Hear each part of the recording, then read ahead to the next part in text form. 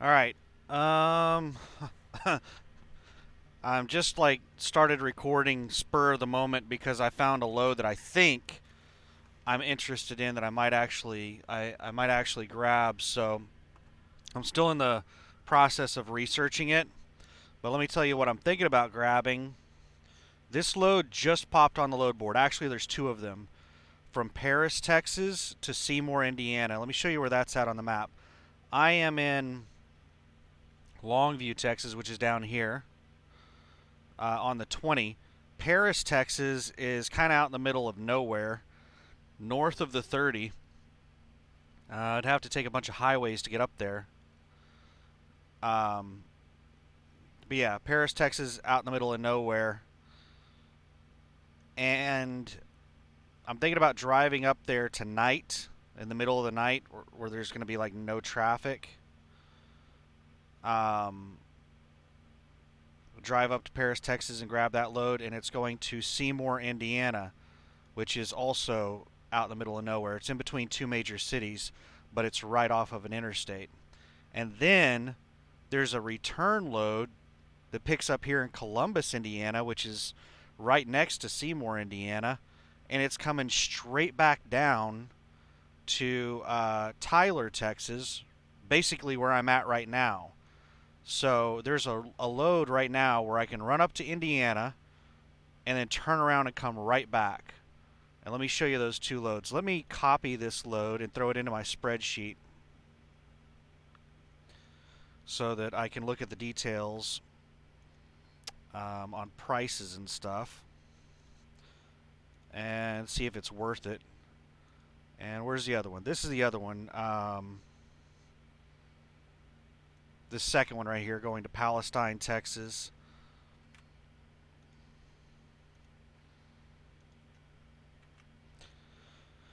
All right, so the first one. Let me switch over to the spreadsheet. The first one, what we're looking at are rows 10 and 11. The stuff above that are other loads. This I just throw loads into here to get information on them, rate per mile and stuff like that, to figure out if I want to bother doing them. And right off the bat, I'm sitting here looking at this, and the first load is $1.58 a mile, and the second load's $1.66 a mile. So these are two pretty crap loads. That sucks. But what would I make and in what time period? So it would basically be 4 days. February 23rd through February 27th. I could get both of these loads done this week. And what would I make on each load? Um, let's let's put a formula in here real quick just to add these two together. What is this? That's 0, 10, and 11.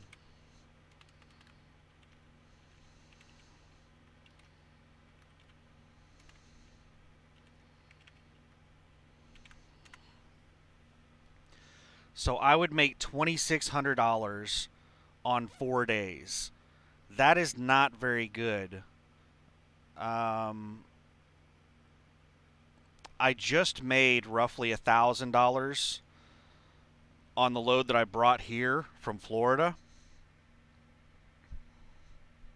So that would put me at like $3,600 gross for the week. That's way below my average.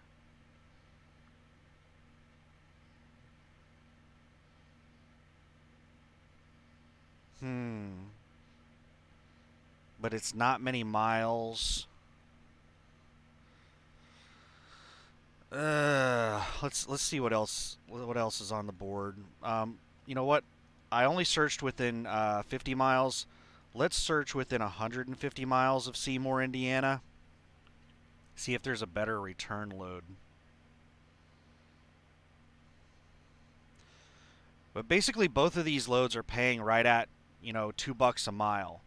And once you take the percentage cuts away and stuff like that, it just makes it not worth it.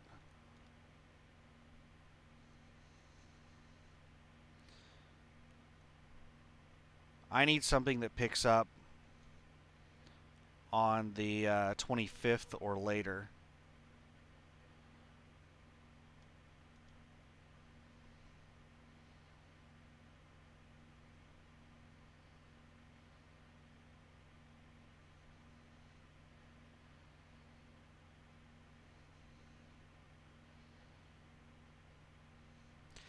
Here's one that's going all the way down to San Antonio. Pays $1,000 more.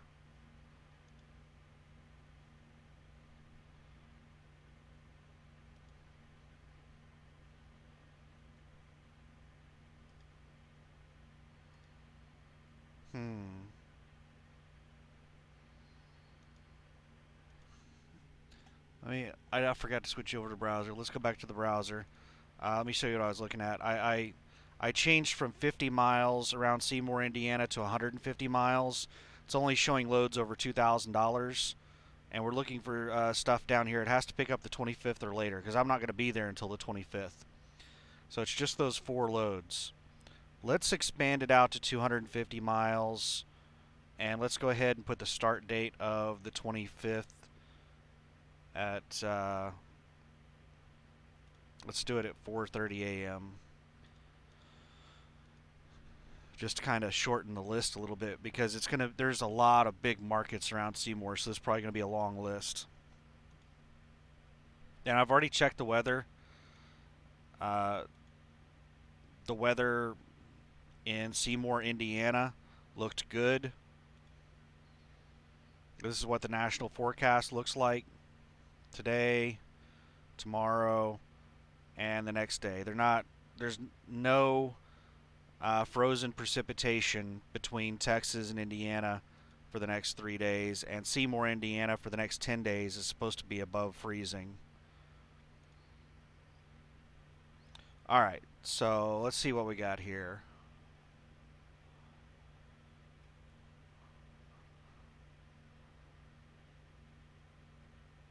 Nothing really worth a damn.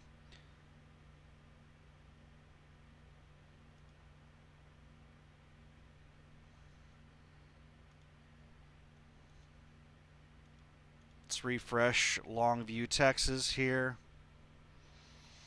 So maybe I won't be taking a load. I don't like. I mean, there's some people that have the mentality of just keep the wheels turning. Just keep the wheels turning, keep money coming in. Me, if I'm not like making, a certain amount of money, I just don't feel that it's worth it to like. I could set for a week and just wait for a good load, and I can make enough in one good week that me running crap loads for 2 or 3 weeks would be about the same. So, I don't. I like to be as efficient as possible. Let's put it that way. It's just not worth it for me to, unless I just get bored and I don't want to sit here. If I get really bored and I'm just like, I need to move, or I want to go to somewhere particular, like it's really hot in Florida, I'm getting sick and tired of sitting in Florida, I want to go somewhere where it's colder, or if I'm somewhere where it's really cold, I want to get somewhere where it's hotter, yeah, by all means, I'll grab a load and move. But if I'm perfectly content sitting here, then I will sit and wait for a good load. All of these are just pretty garbage loads. Let me copy all of these. We'll just copy all of those. Let me throw you back over the spreadsheet, and I'll show you why I say they're garbage loads. Let me, let's do it on this page. And I need to add in a column because they added in, uh-oh.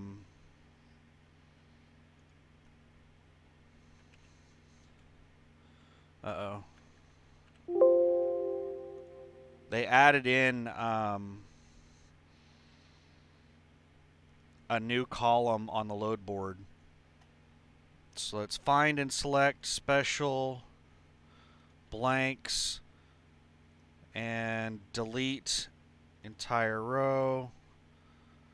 And then we're going to grab this and drag it down. Alright, so these are all the loads that we were just looking at on the load board. And what's the rate per mile of all of them?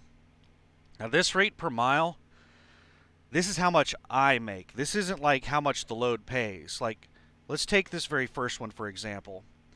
On row 1, this one going from Paris, Texas to Seymour, Indiana, the one we were just looking at, that I was thinking about picking up. The rate on this is 1542.51. It's going 765 miles. So let's just right here, I'll do a formula real quick to calculate what the full rate is. What is this? This is, it's going to be I2 divided by K2, I think. It's not the other way around. Yeah, so $2.02 a mile. $2.02 a mile is the, let me see if you can, I don't know if you can see that. Is the picture too small? I hope you can see that. So the very first one, what the line haul rate pays, not including fuel surcharge, but just what the line haul rate is. This is all USA Truck cares about. USA Truck doesn't care about fuel surcharge because I get 100% of the fuel surcharge. So whenever USA Truck is looking at what a load pays, the only thing they care about is the line haul. And USA Truck sees that this load pays $2.02 a mile. This is the type of load that USA Truck's load board is full of, is this $2 a mile trash. There are still a lot of really shitty brokers that think $2 a mile loads are good. $2 a mile loads are hot garbage because I only make like $1.50 a mile on $2 a mile loads. They're trash. I don't like moving my truck for this cheap. $1.50 a mile is not a very good rate to move the truck at. So this is the rate per mile that I make on the load, which is 65% of the full rate, the 1542, which comes out to $1,000, almost exactly $1,000, $1,002.63. This is what I make.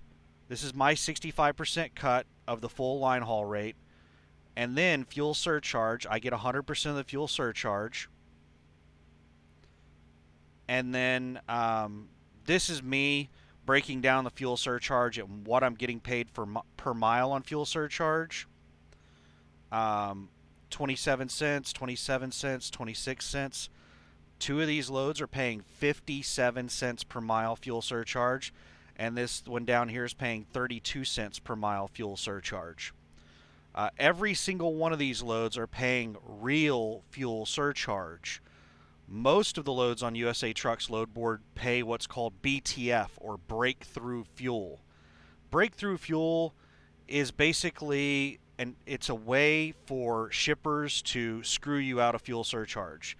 There's some third-party company that uses all kinds of data to try to justify not paying you fuel surcharge. They try to pay like the absolute, they'll go in there and they'll say, well, trucks these days get an average of like 8 miles per gallon, and if you get fuel discounts, then you could have possibly gotten fuel at this price and at that miles per gallon. To understand what they're doing, you have to understand what fuel surcharge is. Fuel surcharge was created because of high fuel prices. Prices of fuel started skyrocketing, and this was in the early 2000s. And they came up with fuel surcharge as a way to offset high fuel prices. So they determined, the national fuel, rate average. It's based off of, if I remember correctly, a $1.50 per gallon fuel price. So what fuel surcharge is supposed to do is it's supposed to pass on to the shipper or whoever's paying for the load, the shipper, receiver, consignee, whatever. It's supposed to pass on all of the additional costs of fuel above $1.50 a gallon. So we're supposed to pay for fuel up to $1.50 a gallon to move the truck. Everything else is supposed to be passed on in the freight bill. That's what fuel surcharge exists for. And breakthrough fuel is a way for these shippers and receivers to game the system and try to reduce them having to cover that extra dollar per gallon or $1.50 a gallon or $2 per gallon fuel above $1.50. So they're trying to get it to where they're basically paying little to no fuel surcharge.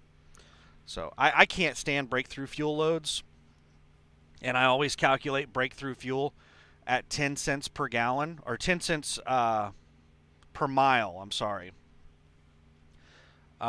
because that's about what it averages.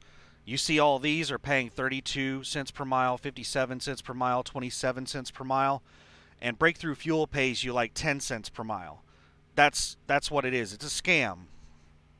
And USA Truck is too fucking stupid to not fall for it. They're just passing. It just gets passed on to us, the drivers. It's just an absolute scam for them to get out of paying fuel surcharge. It pisses me off. It's one of the reasons that I'm leaving USA Truck and I'm going elsewhere. But anyway, yeah, all these are absolute hot garbage rates. This right here, these rates on these loads, these are the type of rates that you would get hauling for somebody like Stevens Transport on their flat rate mileage contract. You would get like $1.10 per mile plus fuel surcharge of like 30 cents per mile or something. So you'd be making like $1.40 a mile. That's what you make on every damn load with those shitty companies. Is these kind of rates like here, the $1.40 mile range, like in that area. It's really hard for you to be a profitable business at these rates. Let's try and look at some loads that actually pay worth a damn so I can have some comparison here for you. Switch this over to the browser. And let me just show you an area that I know pays worth a damn.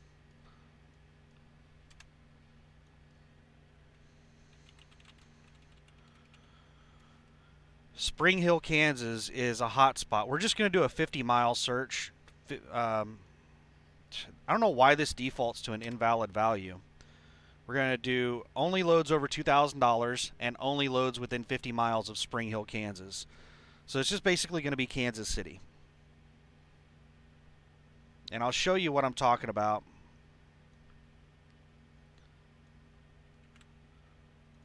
As far as comparison, let's throw this back over the spreadsheet. And I'll put these down here.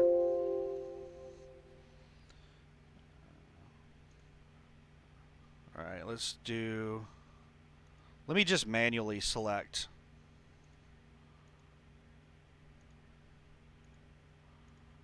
What'd I do? Let's hit the back button because, no, let's go forward.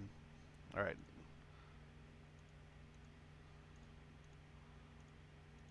There we go. Alright, delete entire row. Alright, I think we're good. Now, let's look at these rates. Okay, the very first one is just a Kansas City, Missouri load going to Mount Crawford, Virginia.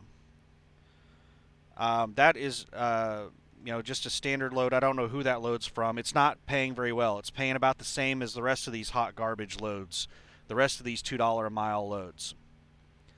But these other three loads are coming out of Spring Hill, Kansas, A&M Products. A&M Products is a place where you can get good loads on USA Truck's load board. There's a few hot spots like this on USA Truck's load board that you must be aware of if you want to make decent money at USA Truck, because most of the loads on USA Truck's load board is this hot garbage. These $1.50 a mile loads.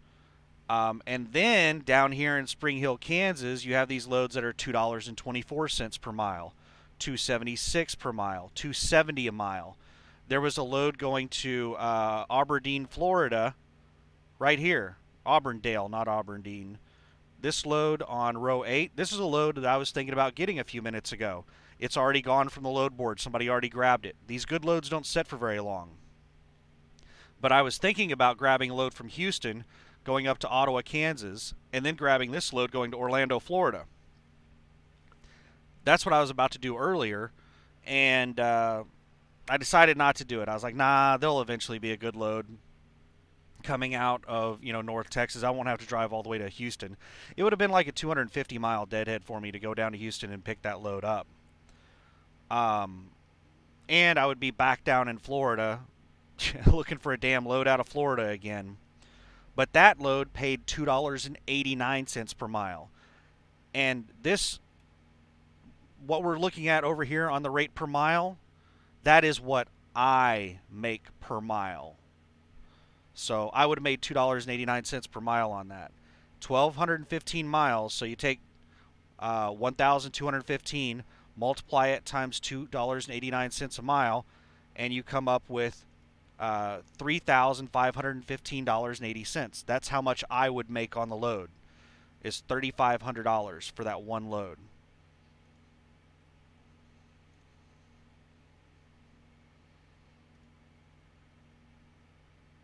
All right, where are we going? Let's go back over.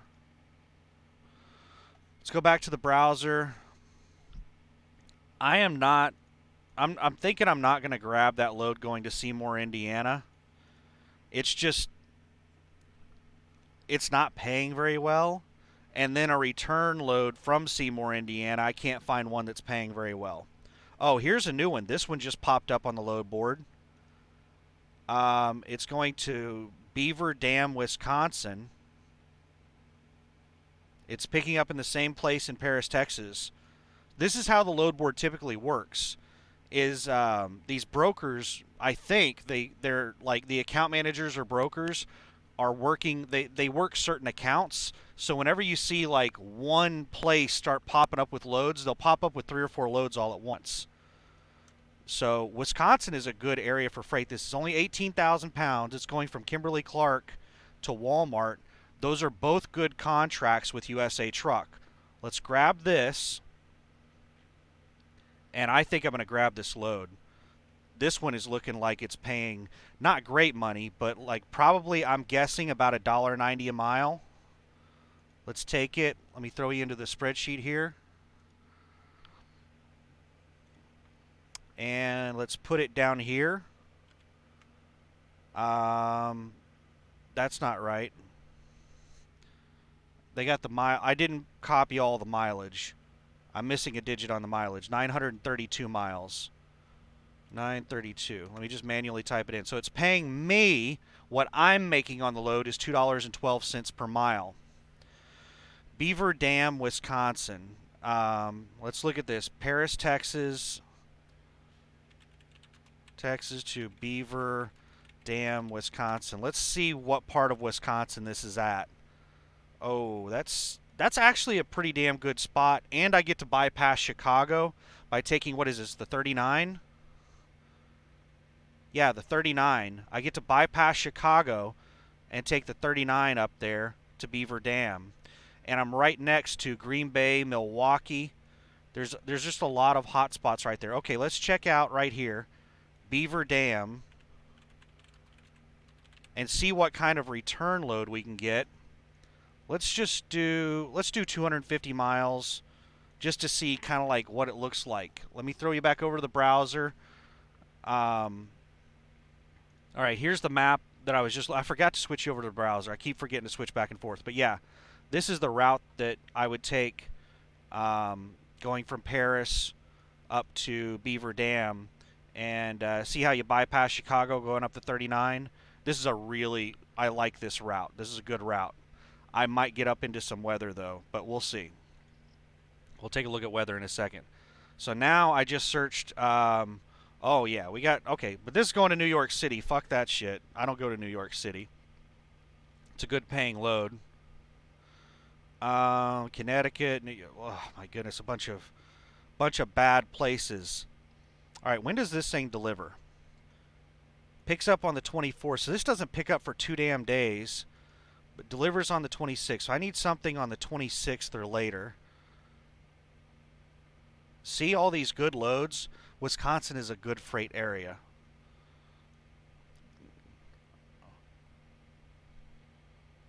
Man, look at that load going to Georgia. Going to Atlanta, Georgia from Sheboygan Falls. Man. All right, we need something the 26th or later. Look at all these loads over $2,000 in this area. So 26, 26. There's these 2 loads.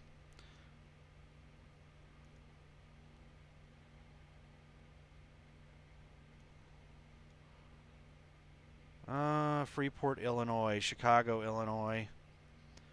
All right, so it looks like I would have to wait for loads to be posted But as you can see, the load board is just full of loads that are over $2,000 up in this area. So these loads up here that are picking up too early for me to get right now, this right here, I would love this load. It's going to Tulsa, Oklahoma. I live in Oklahoma City. So I could grab, a load right here going from Marinette, Wisconsin, uh, to Jinx, Oklahoma, Tulsa. Jinx, there's a Kimberly Clark there. I already can tell where that's going. It's going to Kimberly Clark in Jinx, Oklahoma. Right there, Kimberly Clark in Jinx, Oklahoma. And it's picking up, I don't know what. Okay, so Marinette. It's going from Kimberly. KCDC is Kimberly Clark Distribution Center. So it's going from Kimberly Clark to Kimberly Clark, 15,000 pounds of paper.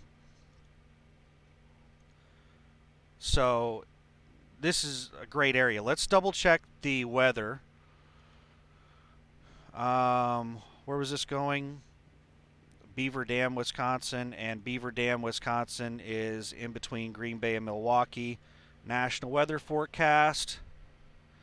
All right, today, tomorrow, the next day. Yeah, there's going to be mixed precipitation. The load picks up on the 24th. Let's check the weather for Beaver Dam, Wisconsin. Because the national forecast only goes out 3 days. So let's check the 10-day. It picks up on the 24th and delivers on the 26th.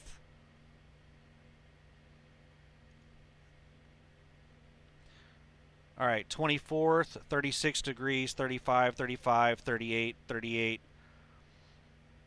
So we're good.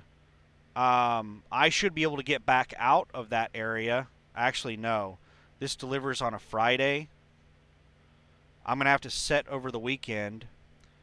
And then on Monday, I will probably be looking for a load again, or I'll pick up a load on Monday.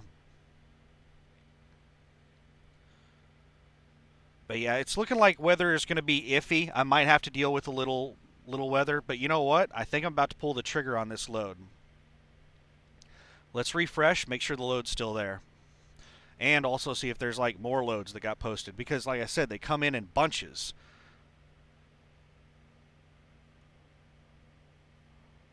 All right, 18,000 pound paper load going to Beaver Dam, Wisconsin, 932 miles, picks up the 24th, delivers the 26th. It's a drop and hook on both ends. Let's do it.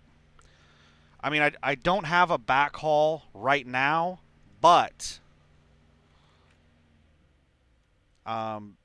this is just like a really good market that I'm going to be going into. Now I'm going to open up OneNote, and I'm going to take screenshots.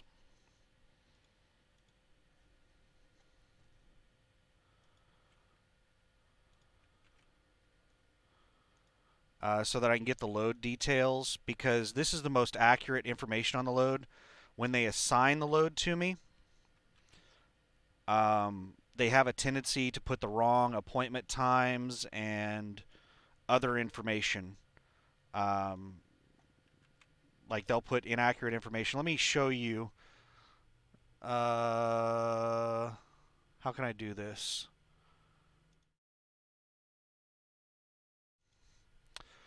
I'm going to have to create a new scene. Let me see. What is this? No. Oh, here's OneNote. Let me see if this does it. Yeah, there it does. There we go. There we go. There we go. So this is what it looks like. And I use the load number. So let me put the order number, 6337832. And you see over here on the right side, these are the loads. These are settlements that I edited so that I could show you guys settlements. I edited out personal information. And here's a list of critical accounts at USA Truck. This is what my driver advocate or independent contractor advocate or whatever. I don't know what LaDonna's title is now. My driver manager, dispatcher, um, ad- capacity manager. She's had 3 or 4 different titles since I've been here at USA Truck under her. Um, I have no idea what her current title is. LaDonna is the person, like my driver manager that I reach out to for stuff. And she gave me this list because I was complaining about, whenever I request a load, she would call me and wake my ass up the next morning. Like, I request a load right now, and she's leaving. She's going home here in a couple minutes. Well, she might not get around to calling me before she goes home. But on these critical accounts, they have to verbally confirm that I know what the pickup appointment and delivery appointment is. So she'll call me and be like, just have to verbally confirm the pickup time is such and such and the delivery is such and such. Do you confirm? They have to do that on all the critical accounts. And she gave me a list of critical accounts so that I would know when to expect a phone call whenever she comes to work at 7 o'clock, 8 o'clock in the morning. So she's going to call me either here in a couple of minutes, or she's going to call and wake my ass up at like 8 o'clock in the morning to confirm with me, because this is a Kimberly Clark load, which is a critical account. So Lowe's, which I hardly ever haul Lowe's stuff. That Lowe's is hardly ever on the load board. Chewy.com, I used to haul Chewy.com loads a lot. They're hardly on the load board anymore. Walmart is hit or miss. Walmart is rarely on the load board. Um, but I'll explain that more in a minute. Kimberly Clark is on the load board a lot. The Clorox, Procter Gamble, they have a whole bunch. Like Procter and Gamble has a bunch of companies underneath it. Procter and Gamble would be like the parent company. Clorox is another company that operates under Procter and Gamble. Target and Home Depot. So these are their list of critical accounts that they have to verbally confirm, which is just treating us like children. They have to verbally confirm that we understand the appointment times, that we know when the loads pick up and deliver. Um, but yeah, what I was going to say that I'll explain in a second is I think USA Truck's load board is just overflow. I think that they cherry pick what they want to give to the company drivers, and then whatever's left over they throw onto the load board. Because there are certain loads, like take Walmart for example. I know of a few Walmart distribution centers that I go to pick up empties and stuff like that, and that I have picked up or delivered loads from. The Walmart distribution center in Pauls Valley, Oklahoma. There's another one in Ochalata, Oklahoma.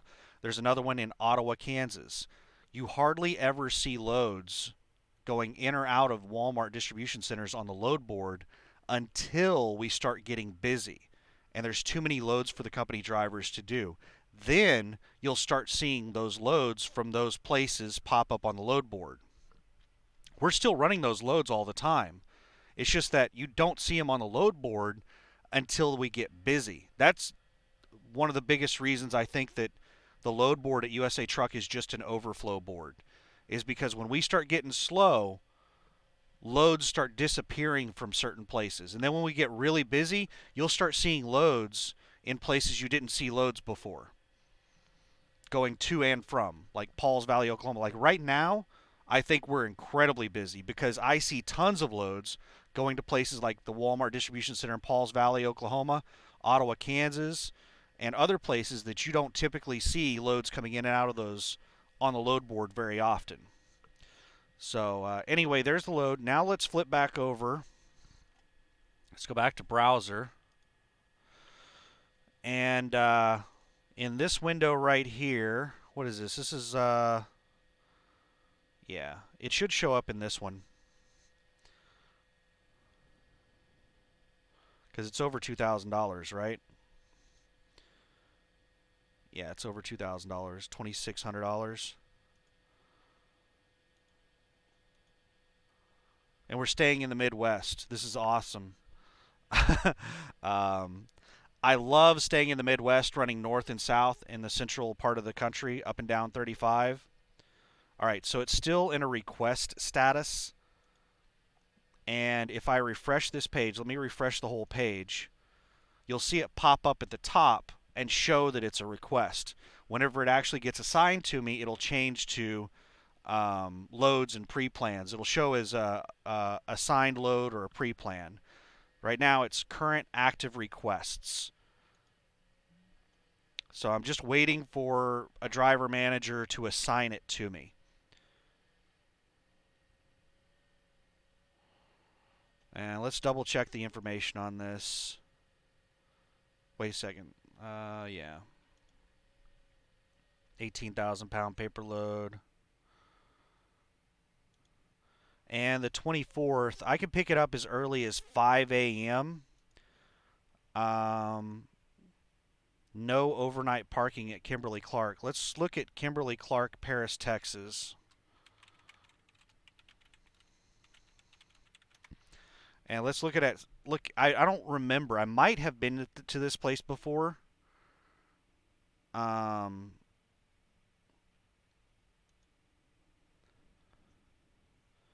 but I don't remember being here. So let's look at it at this on the satellite view. I cannot express how awesome it is today to be a truck driver versus 20 years ago. 20 years ago, being a truck driver without GPS, without satellite view. Oh my God. Do you have any idea how many extra hours I had to spend trip planning getting from point A to point B? Now I can sit here and look at a satellite view and see exactly the layout of the place. I can see exactly where the truck entrance is at. I can see everything. I can look around and see if there's places to park around it. Applications like Trucker Path, where I can check and see what parking is in this area, and people update it and let you know how many spots are available and stuff. And then the GPS tells you exactly where to turn. I can't express how stressful it is to be driving down like a 2-lane bi-directional road, like a country road, like what it looks like this is. Actually, no, there's enough room to do a U-turn right here. You have big shoulders and you have like a turning lane. So there's enough room that you could do a U-turn on this road. Imagine driving down a bi-directional road with narrow shoulders to where you can't do a U-turn on the road. Imagine driving and realizing that you passed your turn like a couple of miles ago. And then you break out your map book. It's not a satellite view. It's your old school map book. I still have one, by the way. I still have, and those things were expensive. I kept it. It's outdated now, but I still have my map book from 20 years ago. The old Rand McNally thing was huge. But you'd sit there and open that thing up and start looking and trying to figure out where in the hell can I turn around? Where in the hell can I turn around? And you might just have to keep driving down that country ass road until you can find a spot to turn around. It takes a lot of room to turn around one of these trucks. And if you missed a turn, oh my goodness, you're screwed. Now you can look at satellite view and you have a GPS telling you exactly when to turn. So technology has made this job so much easier than it used to be. All right, where's the truck entrance at? All right, looks like this is the truck entrance right here. You have to drive down a really long road. And it looks like this is where you check in at.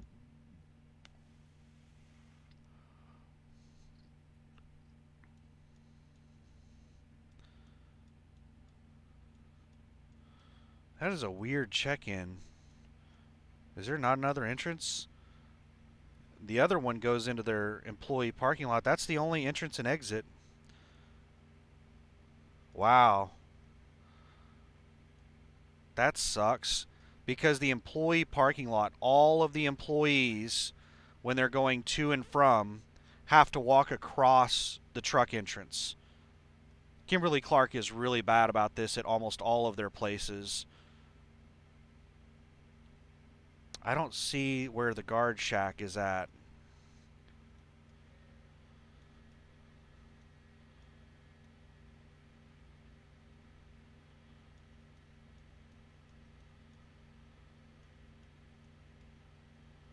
This building, the guards must be inside this building. This is probably their shipping and receiving office, and they use it as the guard shack as well to check in and check out. This kind of sucks that it's a single lane in and out. At most Kimberly-Clarks, it's like 5 lanes wide or something. There's a couple of them I've been to that are like single lane in and out.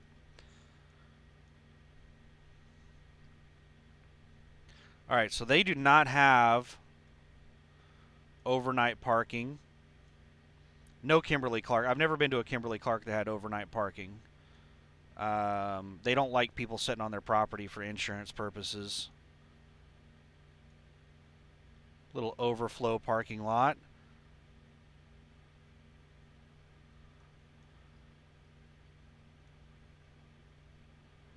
Couple of big power stations. There's a big power station. And then there's another one right here.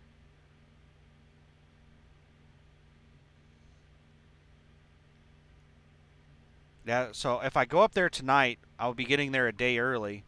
I'll have to check Trucker Path and see like where in the hell there is to park in Paris, Texas.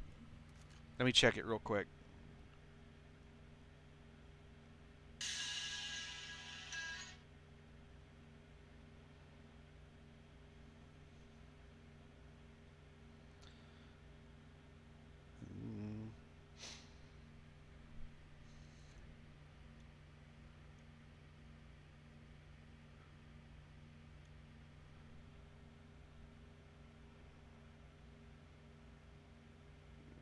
Alright. Ooh, they've got a place listed not too terribly far. It's right here at this junction. Quick check. It's this right here. Alright, looks like there's several. It's a dirt lot. They've got some spots across here, and then there's several spots across here. That appears about to be the only damn place in Paris to park. What is this? This is gated, so you can't get in there. It's private property and it's gated, but man, if it wasn't gated, that'd be a place to park.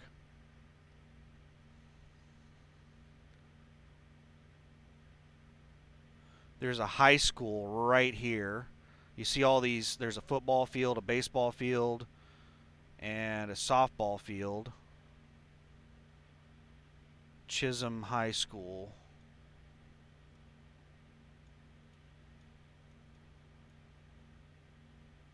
Asphalt plant. But it's right next to Kimberly-Clark.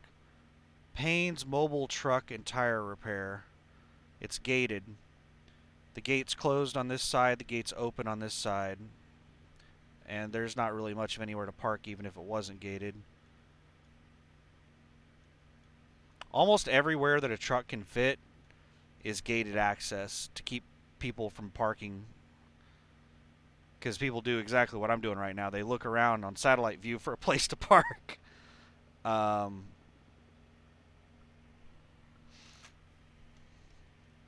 on the satellite view here, there's tons of parking. Let's see what the reviews say. Oh no, this is well, let's check the Kimberly-Clark reviews real quick, and then we'll check out this quick check.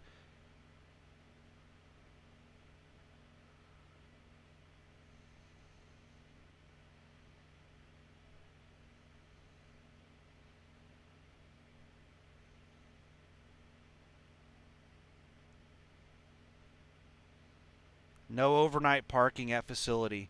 Easy in and out. You check in at security, follow driveway around the plant until you get to the back. Shipping office is in the back. Plenty of room to back into docks and drop lot. There's trucks. There are truck stops nearby, but they're small and can fill quickly. There's a hotel on US 271 North in Paris with truck parking too. On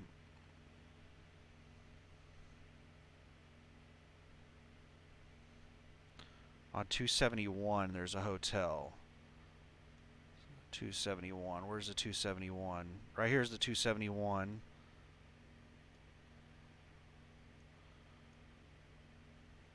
Come on, satellite view.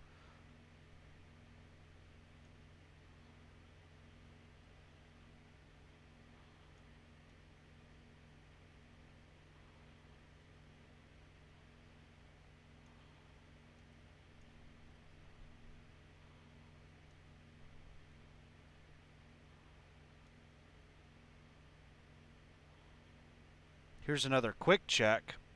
Does this one have truck parking as well? This one, come on, download.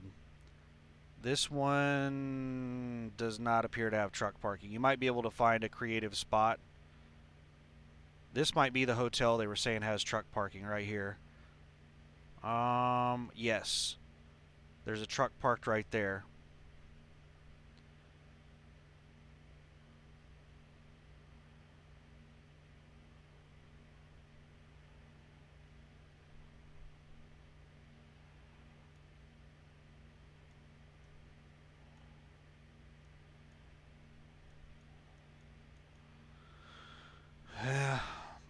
Hopefully this quick check down here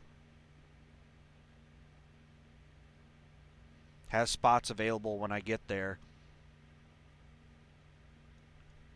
Now let's check the reviews here.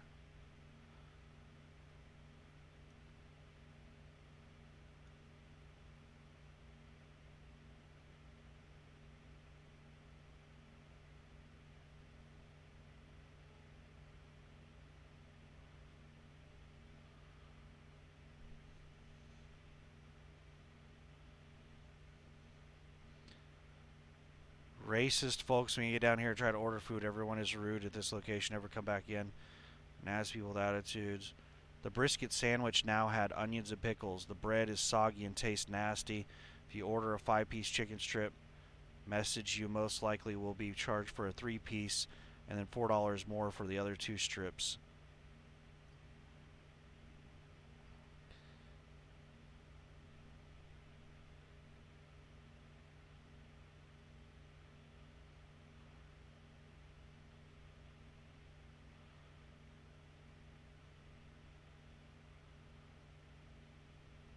So several people have, the most recent reviews say that it has a bunch of really, like, people that hate their jobs working there.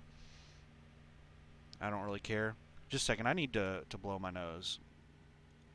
Alright, sorry, I'm back. Alright, let's go back over here and let's refresh this and see if the load's been assigned to me yet. I still haven't gotten any messages about the load being assigned to me. I'll get a message on my phone.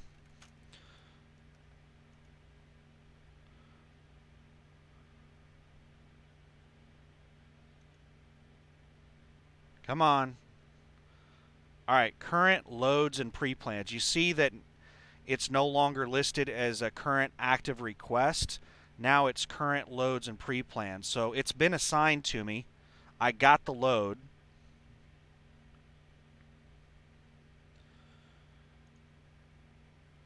So now I can actually feel confident trip planning this. Okay, so let's check for loads after the 26th. Let's change this to AM.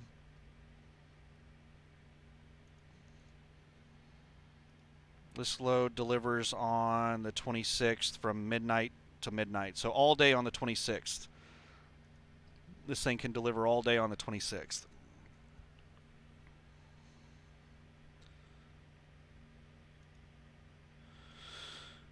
Alrighty. It goes from there's only 2 loads that pick up on the 26th, and then it jumps to March 1st, which is there's 28 days in February, So that's like 3 days. March 1st is Monday. So what the fuck was that? I have an FM transmitter in the truck, and somebody just keyed up on their CB, and their CB is so overpowered. Do you hear? I don't know if you can hear that. They're talking over my FM transmitter because they have there's some jackass that has a CB that is so like it's putting out way more wattage than it should legally. And it's coming over my FM transmitter because it's putting out so much power. So there's somebody driving around in the parking lot right now talking on their CB, and they have an illegal radio. And that's part of the reason they're illegal is because it'll bleed over into other bands, other frequencies.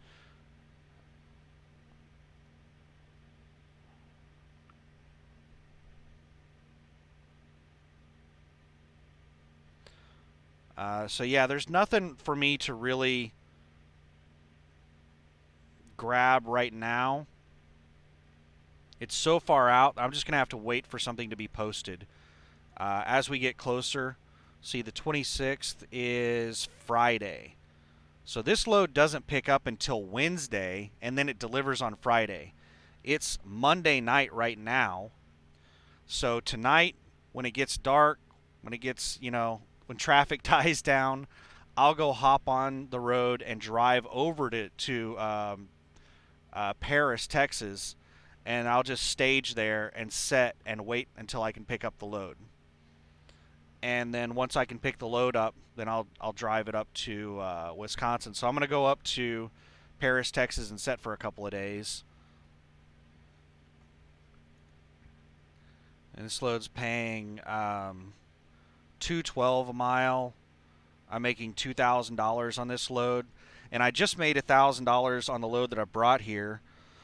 So it's not going to be a very good week. It's going to be like $3,000 gross this week because I'm probably not going to be able to squeeze in another load this week.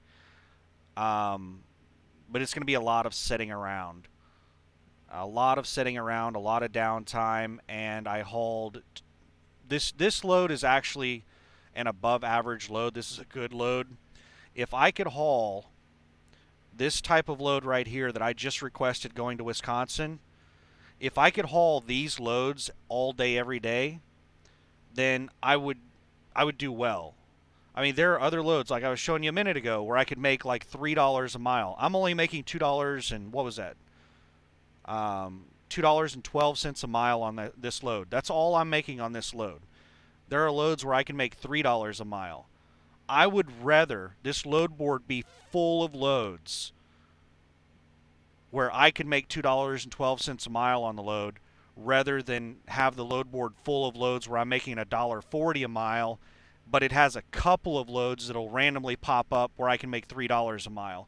I would much rather have the consistency of just being able to constantly make $2 a mile.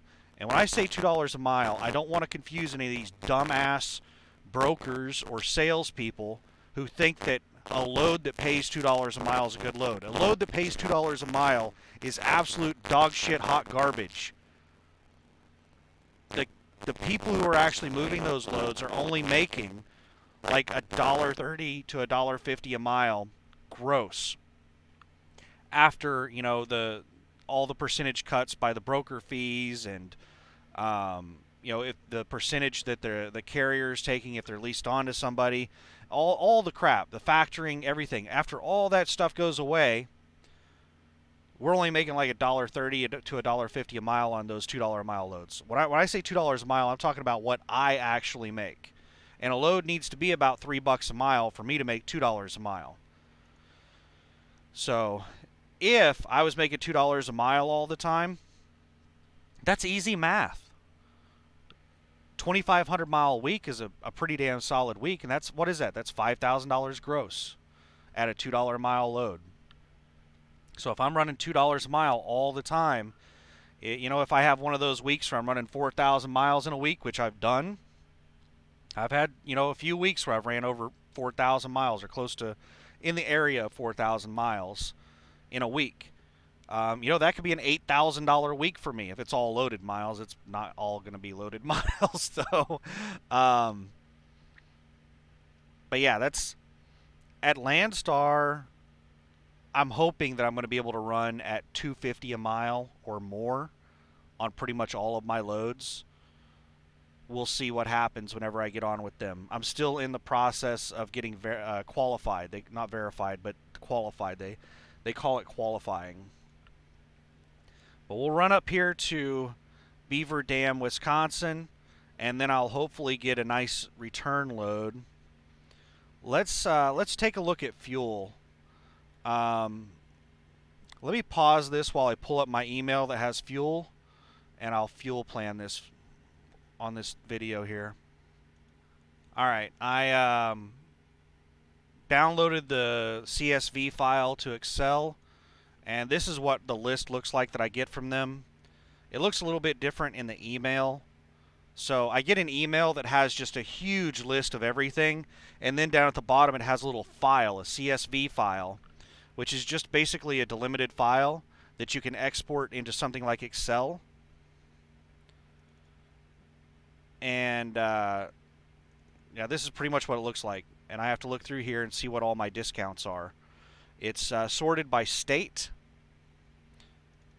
And I'll show you what this stuff is. So let's look at this very first one. This is a Love's. It's I-65 exit 208 in Clanton, Alabama. Now, let's look at this second one to show you something. Some of these like truck stop locations will be listed as like the Tuscaloosa TA. Well, it's not technically in Tuscaloosa. It's technically in Cottondale. So the city is where the truck stop is really at. And then over here in the description of the truck stop, it'll sometimes list a different city. So like the Nashville TA, there's one that's Nashville, and then there's the South Nashville TA. They call it the South Nashville TA. It's actually in Antioch, Tennessee. So most of these truck stops are just outside of town in another town, but they refer to themselves as like the West Memphis TA, and it's really in like Sealy, Arkansas, or whatever it's called. So anyway, that's what these columns are. This is the state that it's in. These are all Alabama, and then it goes Arkansas. They're listed alphabetical. And then we have the pump price. This is cash price. So if you're paying credit at TA, at Love's, it's a 5-cent discount for cash price, and at TA Petro, it's 6 cents per gallon off. So this is actually like $3.11 a gallon is the actual pump price if you're paying credit, if you're not using a fuel card or cash. And this is the price that I actually pay after all discounts. So this is after the cash price discount, after every discount. And this is my discount. This does not include the cash price discount. So I get an additional 6-cent discount for using a fuel card. So my total discount is actually 48 cents plus 6 cents. So 54 cents a gallon off is my total discount. And Love's, I get the standard 15 cents a gallon off the cash price. So it's a total of a 20-cent per gallon discount. But I typically use TA and Petro because, as you can see here, the pump price between Love's and TA is nearly identical. Love's is a little bit cheaper on the pump price, but I get a 15-cent per gallon discount at Love's, and I get like a 48-cent per gallon discount at TA. So I would pay $2.88 a gallon at Love's and $2.58 a gallon at TA. It's like a 30-cent per gallon discount. That's the reason I use TA and Petro. I have another fuel card where I get a flat 25-cent per gallon discount at TA and Petro. So if there's ever a TA and Petro that has a really good price, but my discount is less than 25 cents per gallon, then I can use my other fuel discount card. Or if there's a Love's that has a really good discount, or a really good pump price, but it's not in this list that I get a discount because I don't get a discount at like every Love's, every TA, or every Petro. I have to look through this list to see which ones I actually get discounts at. All right, so let's figure out. Um, we're going to look at TA Petro locations. Let's throw you back to the browser.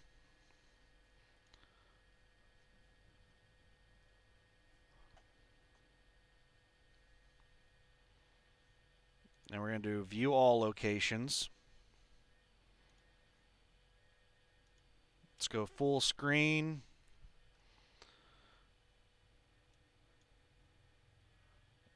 All right, I am pretty much full right now, so I'm not going to need fuel. I'm in Longview right here. I'm at this TA Express right here in Longview. And I'm driving up to Paris. I'm not going to need fuel in Paris.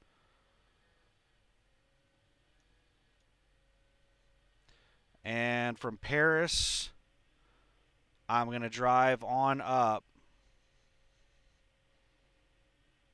this Indian Nation Turnpike right here. I'm going to take it all the way to 40. Actually, no, I'm not. I'm going to take it to 69 right here. And in McAllister, I'm going to hop on 69, and then I'm going to take 69 all the way up to 44 right here and bypass Tulsa.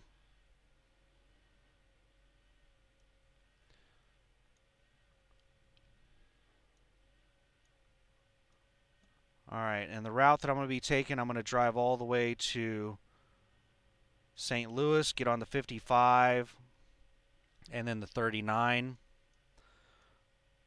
So right here, Missouri is a cheap place to get fuel. I'm going to be at about 400 or 500 miles. I'm going to be about half a tank by the time I get here. So let's check and see what the price is at the TA in Stratford, Missouri. That is one of the cheapest places that I know of I can get fuel outside of someplace like Troutdale, Oregon. So let's go back over to this spreadsheet, and let's see what my fuel price is in Stratford, Missouri.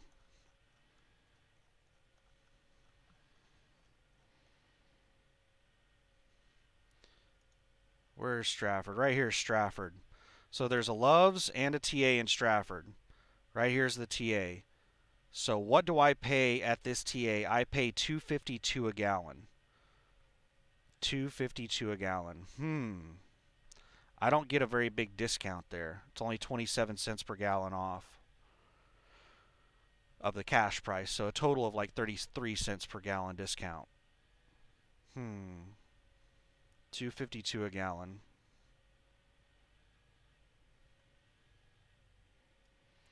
You know what? Let me do something real quick. I'm going to sort this list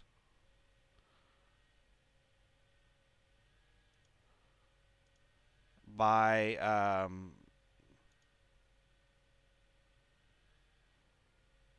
the customer price, and we'll just look at the cheapest places that I can get fuel. So Oklahoma, Oregon, Oklahoma, Oklahoma. So $2.29 is the cheapest place I can get fuel in the country, and that is at a Love's in Lindsay, Oklahoma.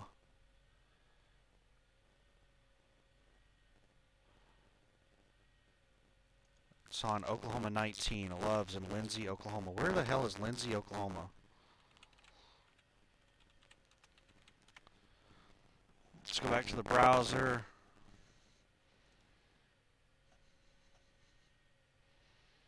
The 19 and the 76, so 44, 35. Yeah, I'm not going anywhere near that. It's out in the middle of nowhere, in between the 34 and the 35 and the 44, south of Oklahoma City. That's too far out a route for me to go to try to get some cheap fuel. All right, let's go back to the spreadsheet.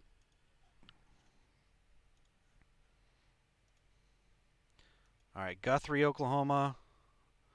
The Love's in North Oklahoma City. This is where I've been topping off before I leave. Oklahoma City, this is where I've been topping off, and it is some of the cheapest fuel that you can get in the country. It's only 2 cents per gallon more expensive than Troutdale, Oregon. Holy crap. Troutdale, Oregon is almost always the cheapest place you can get fuel in the entire damn country.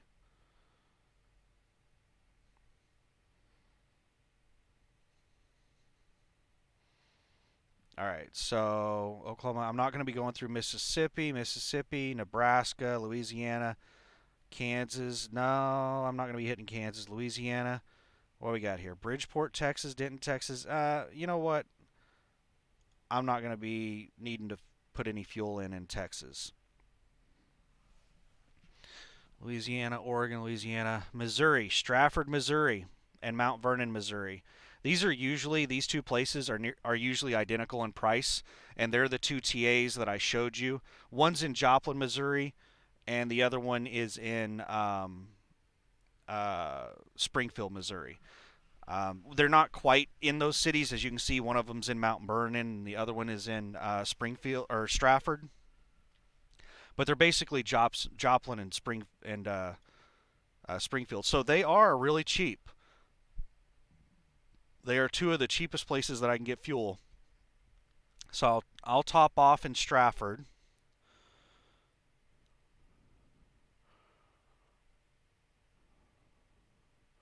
That is crazy that fuel is this expensive. I was paying like $1.75, $1.80 for fuel with my discounts just back in November. I mean, it was like right after the election, fuel prices just started skyrocketing. And they've just been going up every week since the election. I don't know what in the hell the deal is, if it's just speculation or if the, new people that got voted in, made some changes to fuel prices. I don't know why, but fuel has skyrocketed. It's like 70 cents a gallon more expensive than it was in November. This is crazy. And for anybody who doesn't like trade in stocks and follow market trends and stuff like that, high fuel prices are one of the main indicators of an economy going down. So when fuel prices start getting up really high, it suppresses the economy. So this is an indicator that the economy is going to take a downturn. It's really hard for an economy to have like a recovery with high fuel costs. So, yeah, this whole thing going on with the virus right now, paired with really high fuel costs, it's going to be hard for businesses to climb out of this. Anyway, let's not get into that kind of stuff here. Let's stick to trucking. um, let's check in. So Texas, Missouri, some Oregon, Missouri, Texas. Um, so let's go back to the map. If so, Stratford, Missouri is going to be.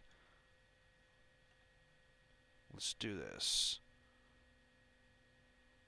We're not going to this place. This is the route that I'm going to take. Wait, let me double check if this is the route that I'm going to take. Yeah, in McAllister, I'm going to get off the turnpike and hop on the 69 and take the 69 up to the 44. Okay, Google, we agree. I agree. I agree with Google's route. I don't agree with this crap in Paris, Texas. I'm going to take the 286 around, but it doesn't know exactly where I'm going to start, so I'll give Google a pass on that. But yeah, Google and I agree on the route, so I'm going to top off in Springfield, Missouri, Stratford, Missouri, right here at the TA,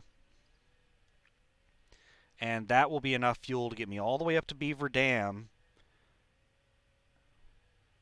Let's see here, Stratford, Missouri.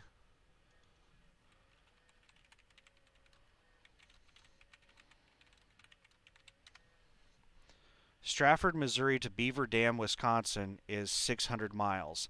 I can get roughly 1,200 miles to a tank, 12 to 1,400 miles per tank, maybe 1,500 pushing it. But it depends on how much idle time I have on the APU and all kinds of crap. So if I get a return load, like you remember that load that I was looking at earlier, it was picking up in I forget where, somewhere close to Beaver Dam, Wisconsin, and it was going to Tulsa. If they list another one of those loads and I get that, then I'm going to be driving back down the exact same route, and I'll basically be able to top off in Stratford, make it all the way up to Beaver Dam, and then on the way back down, I'll be able to top off in Stratford again. So, as of right now, I see no reason to trip plan my fuel beyond um, my delivery. So, I'm only going to trip plan the one fuel stop because I should be at half a tank whenever I get to Beaver Dam. And fuel in Illinois is expensive.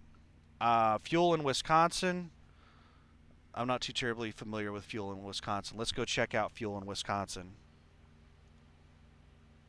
So let's undo my filter, my sort, and let's scroll all the way down to Wisconsin. Wow, Wisconsin's a long list. And let's get an idea of what fuel is in Wisconsin. 270, 260, 260, 270.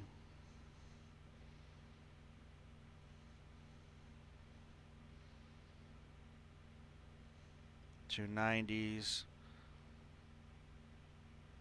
I've got a lot of quick trips that I get discounts at in Wisconsin. So the TA 269. Damn, what's with the quick trips in Wisconsin? Holy damn. Petro 270. What about on the 39? Is there anything on the 39?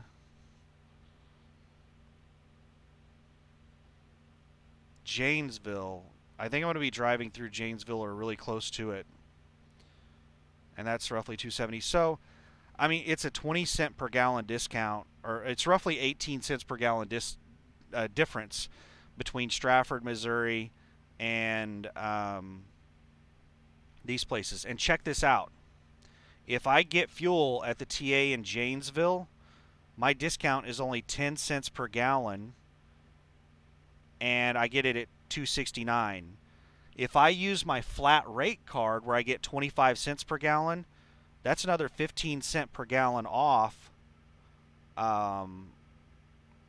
So that would be $2.54 a gallon. So I can actually get fuel at the TA in Janesville for almost the exact same price as Stratford. Where's the TA in Janesville?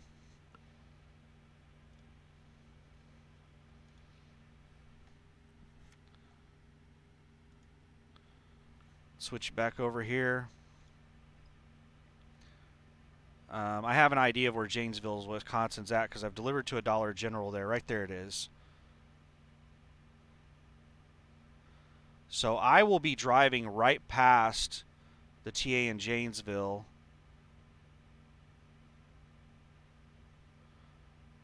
I think. Let's take this out of full screen and go back to... Yeah, I'm going to be driving right through Janesville, on up, and then take the 151 over to Beaver Dam. So I'm going to be driving right past Janesville. And I might top off again whenever I get to Janesville, since I'm going to be getting it at like the cheapest price I can get in the whole damn country. So that'll be nice. I'm going to be paying $2.52 a gallon in Stratford, Missouri, and then $2.54 a gallon in Janesville, Wisconsin. The TA there. So I will top off because I don't know exactly where I'm going to leave from Beaver Dam. If I'm going to be picking up a load in Kenosha, Wisconsin, then I don't want to have to drive all the way back over here to Janesville and then drive across all these highways to get to Kenosha, when I could just drive right over here and go straight down to Kenosha. So I'll probably top off in Janesville, since I'm going to be able to get fuel so cheap right there. I'll top off in Janesville before I deliver to Beaver Dam. Unless I know where I'm going to be leaving. If I have a load selected, a backhaul, by the time I get to Janesville, and I know that I'm going to be driving back through Janesville on the way out, then I'll just wait until, I'm leaving to top off. But if I don't know where I'm going from Beaver Dam, then I'll go ahead and top off in Janesville before I drive up to Beaver Dam. All right, where am I delivering to in Beaver Dam? I'm delivering to a Walmart 7039. So let's look at.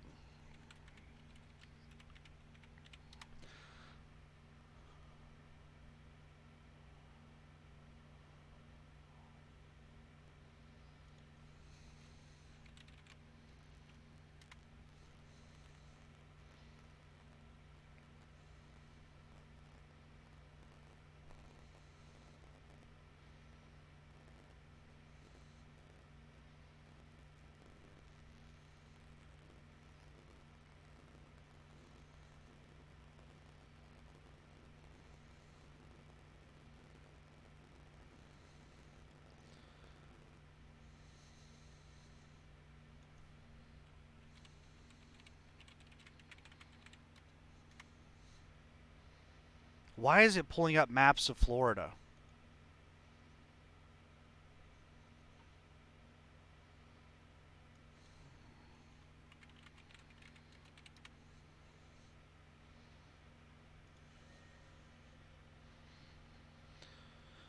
All right, Walmart Distribution Center in Beaver Dam, Wisconsin. So it is a distribution center.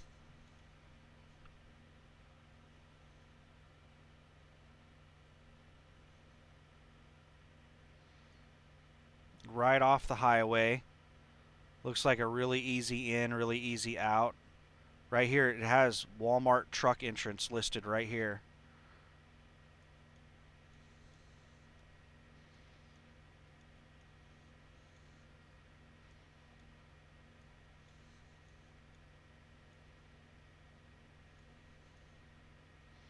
Walmart never has on-site parking. What is this?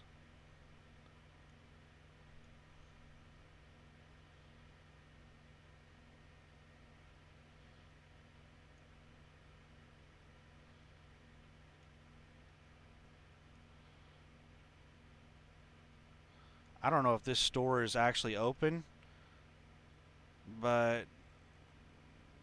looks like a place that you could probably park.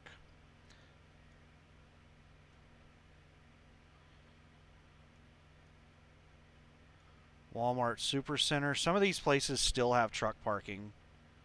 Most Walmarts have stopped allowing trucks, but some of them still have truck parking.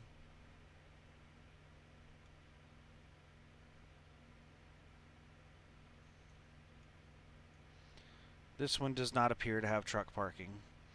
I mean, they have a dock down here, and they have lots of nice. I mean, this looks like an awesome dock to deliver to. Lots of room to turn around and stuff here. And here's the dock at the other end. These Walmart Supercenters, they usually have a frozen and a dry dock. Like a.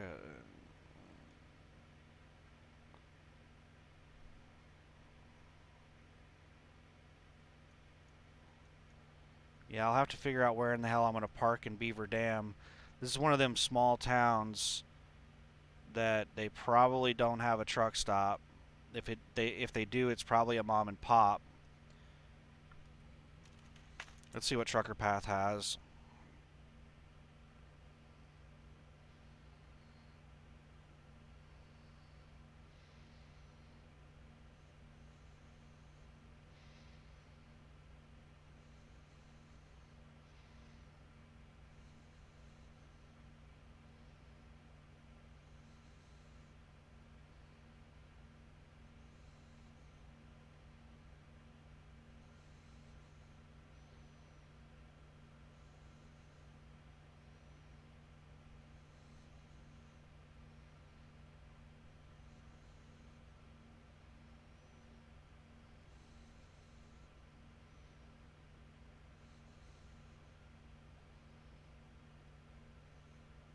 KFC.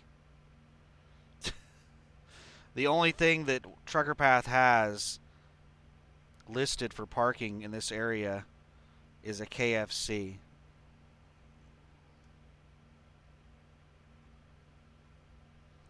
There is a place. What is this? Rhodey's Columbus West Travel Center. That's not too terribly far away. Let's try to find this KFC and see what this thing's all about. So, right there's the Walmart Supercenter. Let's look at this Quick Trip real quick. No, no truck parking there. So the KFC is pretty close to the Walmart Supercenter.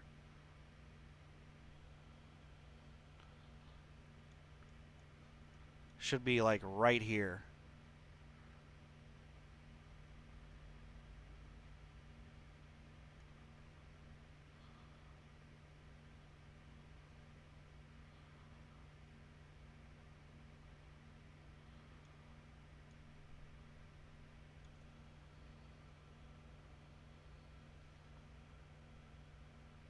East Industrial Drive.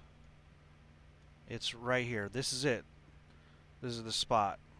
So this is the only listed parking in this area. Wow.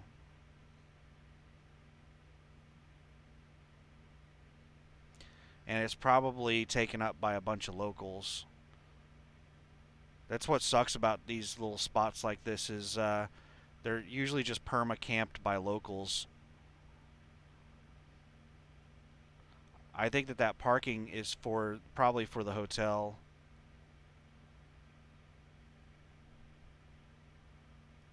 Yeah, if it's like that in the middle of the day, then at night, there's no way in hell you're getting a spot there.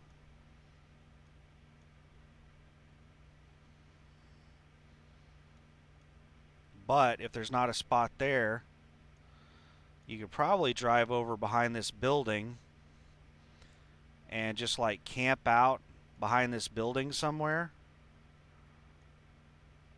and wait for a spot to open.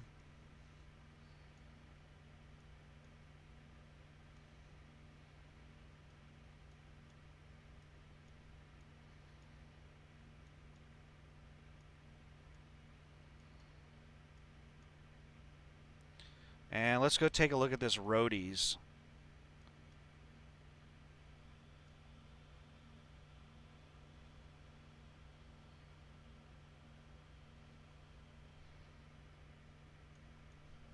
It's down here in Columbus. It's like right here. Columbus West Travel Center.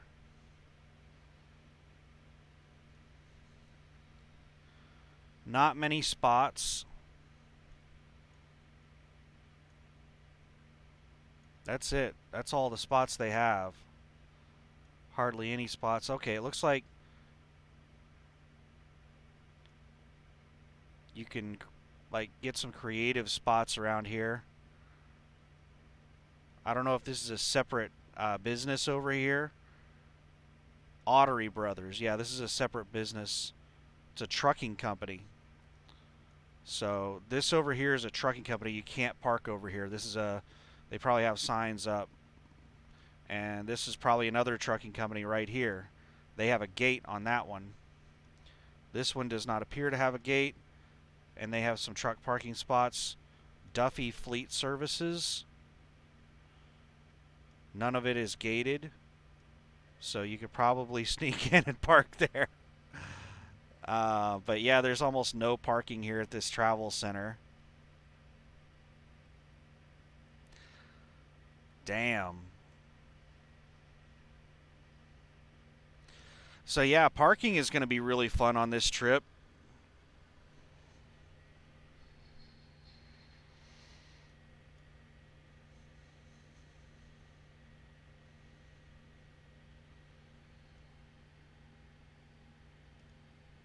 All right, it's 6 p.m. Central Time. Let's check Beaver Dam, Wisconsin one more time to see if they put any loads after the 26th. It's still just those two loads. And this one is some cheap crap. This is the one going to Dallas. This is some really cheap crap. Who is this? RJW, I don't know who that is, going to Epoca or something. It's heavy, it's cheap. Um, it's Frankfort, Indiana. This is a huge deadhead. 309 miles, 40,000 pounds. Ryder Conagra going to Walmart. It's more cheap crap. So both of these are outside of Wisconsin. They're big deadheads, 163-mile deadhead. The places that actually pick up in the area are much better paying. So hopefully I can, get a nice load.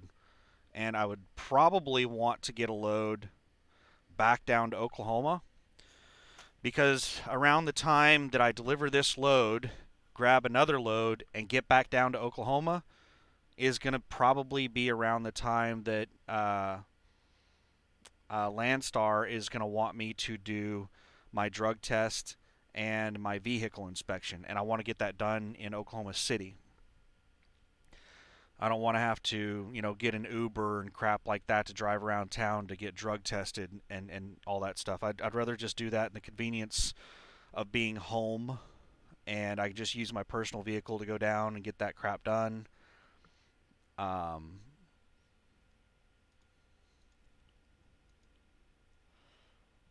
so this might be it for me at USA Truck.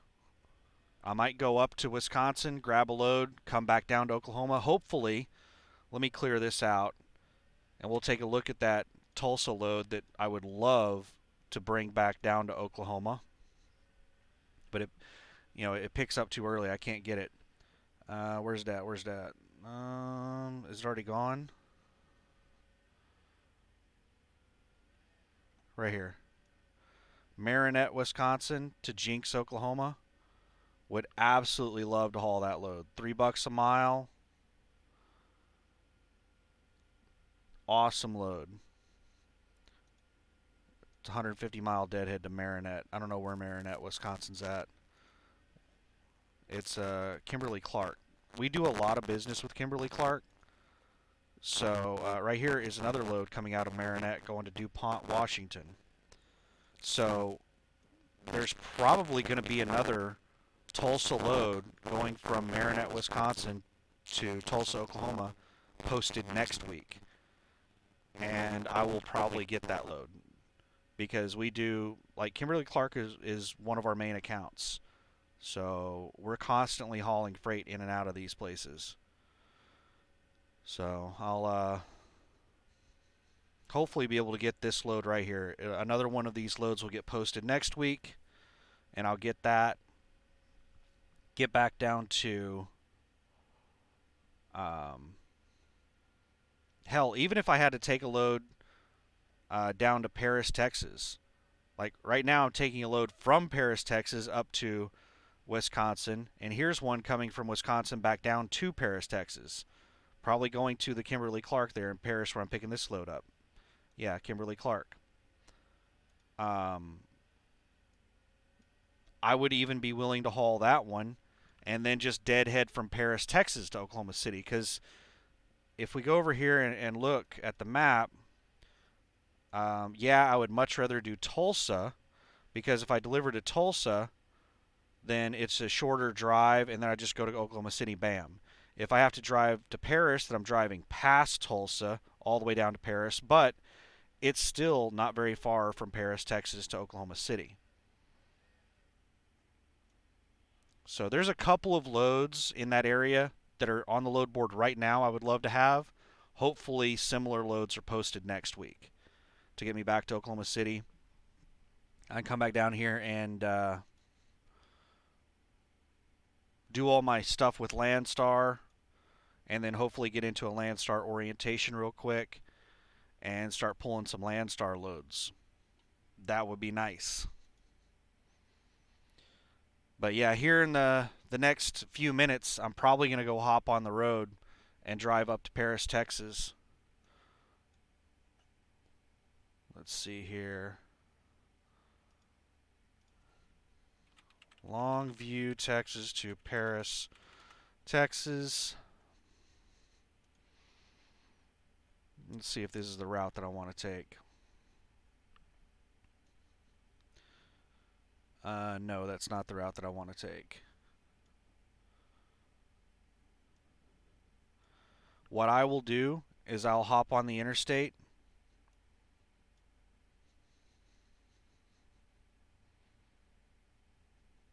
So I'm down here off of 20. Um, where exactly am I at? Where's the TA? Is the TA at this exit? Or is it this exit? Yeah, I'm right here on this exit right here. This is where I'm at. So what I'll do is I'll go over here and take the 135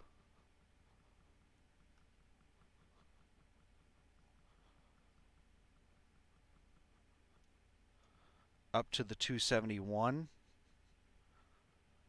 and then take the 271 all the way to Paris.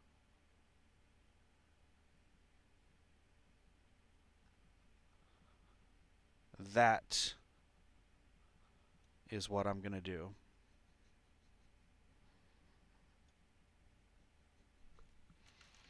Let me see what USA Truck tells me to do. The thing is that USA Truck is going to start from Longview.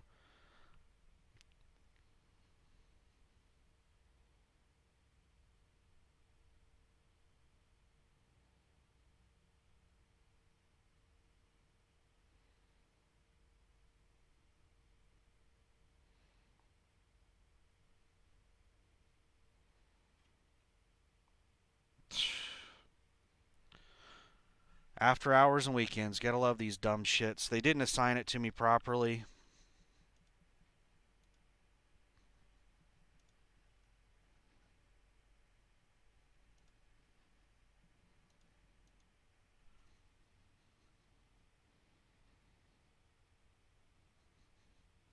I can't do anything with the load. It's just in my, it's in an accepted state. It's not like started.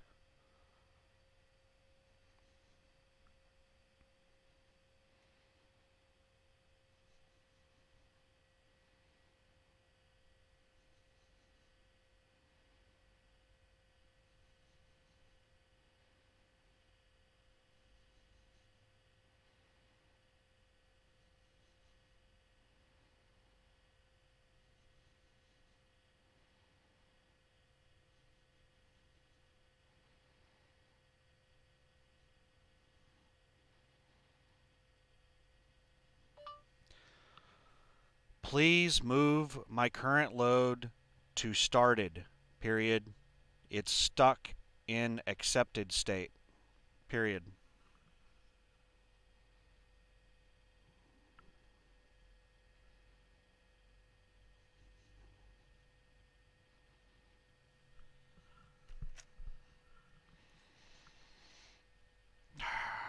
So, yeah, I can't do a fuel route right now and see what route USA Truck gives me. But they're going to start me from the Dollar General. And let me see here. Where am I at? Let's go over to satellite view and see if I can see a truck driving on this 135.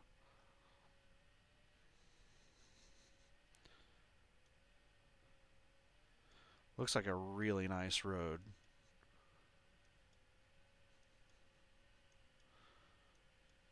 And it's a state highway. Texas has really good roads.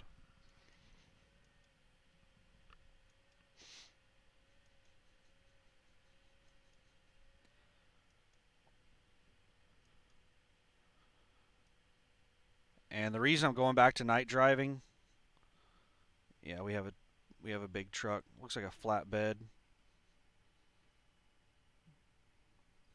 driving down the 135 right there. The reason I'm driving at night, I've been doing daytime driving recently because of the weather.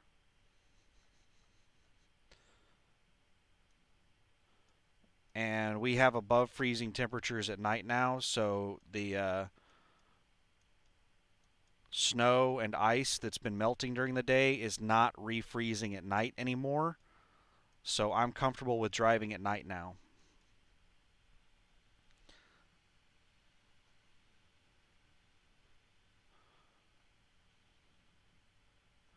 Yeah, that looks like a good road. I'll take the 135 up to the 271 and then take the 271 all the way up to Paris.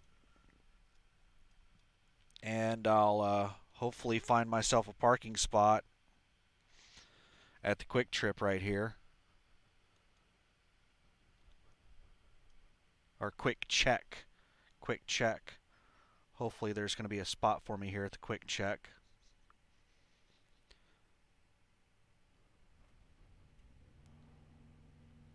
And it's like right down the street from Kimberly Clark. Like right there's Kimberly Clark and right there's the Quick Check. So I'll just need to sit there and wait for my load to be ready and then drive over there to Kimberly Clark, pick up my load, and somebody with a big CB is coming over my FM transmitter again.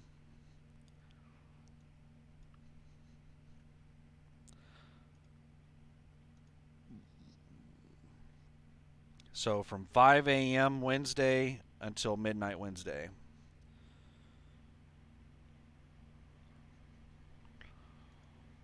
Let's check temperatures real quick.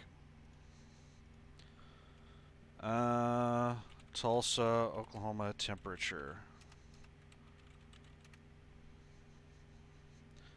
Oh wow, it's 64 degrees up in Tulsa. So Monday 64, and Tuesday 47, Wednesday 47.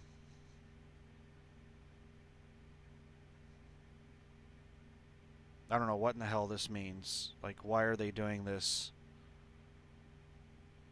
You see this? It's all kinds of different times. Why are they listing it at all varying times? 7, 10, 1 a.m., 4 a.m. Oh, is that for just today? All right, so Monday, Tuesday, Wednesday, Thursday, Friday. It's not supposed to get below freezing as far north as Tulsa, even during night. At nighttime, the lowest it's going to get to is 34 on Wednesday. Let's check Paris, Texas temperature. Even warmer. Even at nighttime, it's not going to get below freezing. Let's check St. Louis, Missouri temperature.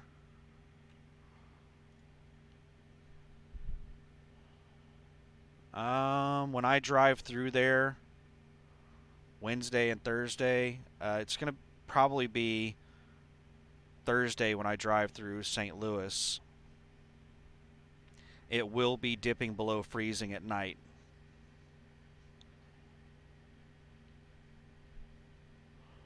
So if there's any precipitation, I'll have to be really careful about driving through there. But for the next few days, they have temperatures above freezing, so should be good.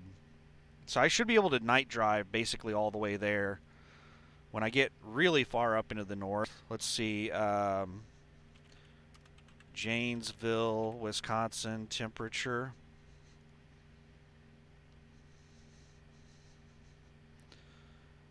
So I deliver on Friday. Thursday, their nighttime temperature is really cold, 15. But Friday, their nighttime temperature is just 1 degree below freezing.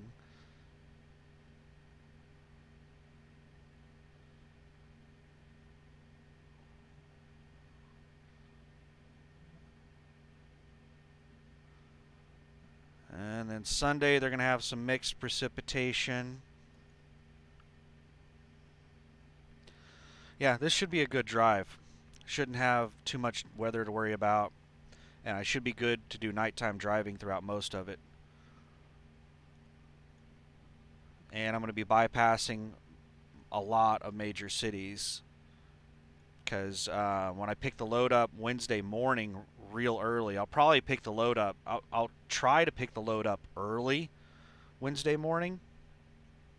I'll probably get there well before 4 a.m. I'll probably get there, try to check in at midnight or something. And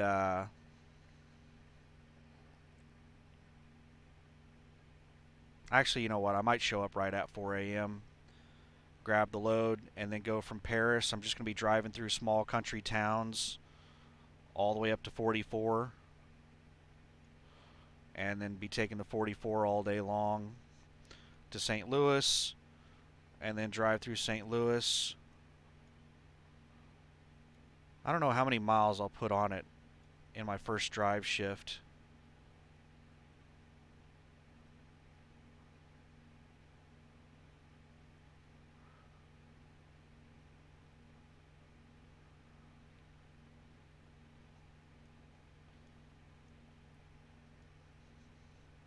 I might stop at a rest area right before St. Louis, and then wait until the middle of the night, and then drive through St. Louis in the middle of the night and finish out the drive. We'll see. We'll see. We'll just see how I feel, what traffic's like, and, you know, everything else. But I think that's about it for this video. I've got a load, and they went ahead and got the load put into a started state. And I just sent my fuel request.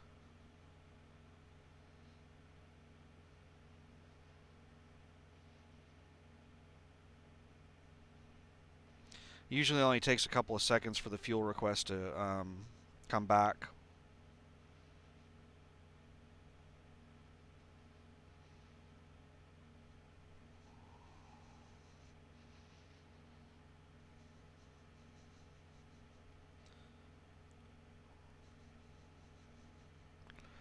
They might have only put the load in an accepted state instead of a started state because it doesn't pick up for, you know, a couple of days. And maybe they thought that I was going to try to get another load before this one or something. Alright, here's my fuel route.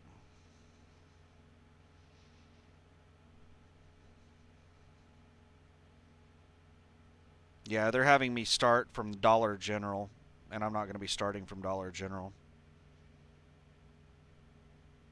They want me to top off the Loves in Big Cabin, and then the Loves in Oglesby, Illinois. Nah, not going to do that.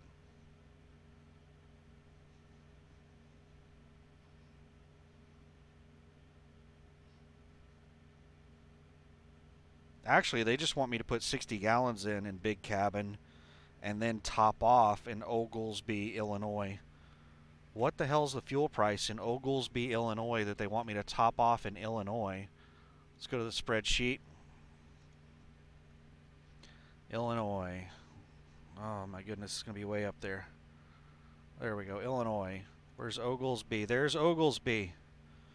Holy Jesus. Why in the hell would they want somebody to top off in Oglesby, Illinois? It's $3.25 a gallon in Oglesby, Illinois. And you only get a 15-cent per gallon discount. I'd be paying $3.10 a gallon in Oglesby, Illinois. What's Big Cabin? Let's check Big Cabin. Wait, Oklahoma's the other direction.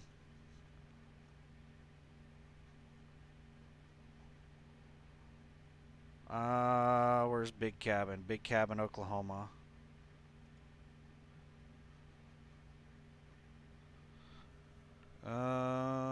Does it say what Love's number it is?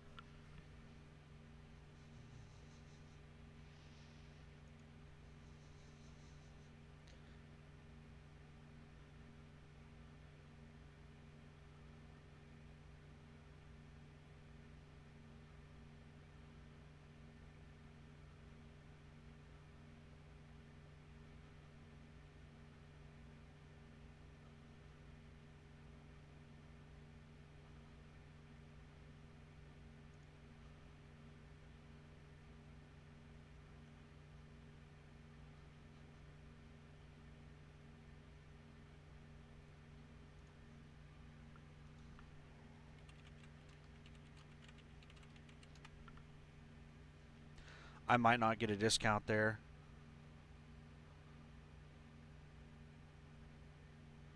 It's Love's number 727.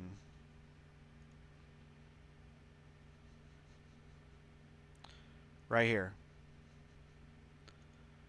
So it's actually in Veneta, Oklahoma. $2.69 a gallon. Well, we're not doing that. That's what I get with the 15 cent per gallon discount, which is the standard discount that I get on all of my fuel cards, including the USA Truck fuel card. So yeah, this is the reason I don't use USA Truck's fuel card very often, because their flat 15 cent per gallon discount is just trash. It's terrible. It's a terrible fuel discount. So I'm going to be getting fuel for $2.52 a gallon in Stratford, and then $2.54 a gallon in Janesville, Wisconsin, which is an absurdly high fuel price. But I mean, fuel's just crazy high right now. All right, where are we at? Where are we at? Let's go back to. Is this the Longview, Texas to? Um,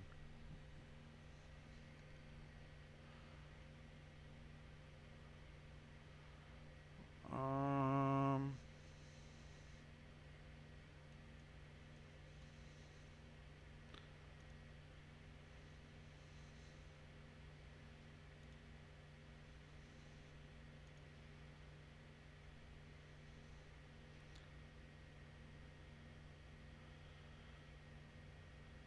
yeah, I'm not going to take that route.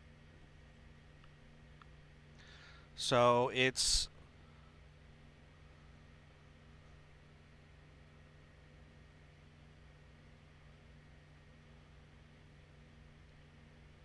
roughly, it's going to be a couple of miles, a couple of extra miles, maybe one extra mile. It's saying it's 106 miles, 2 hours on this route that it's recommending.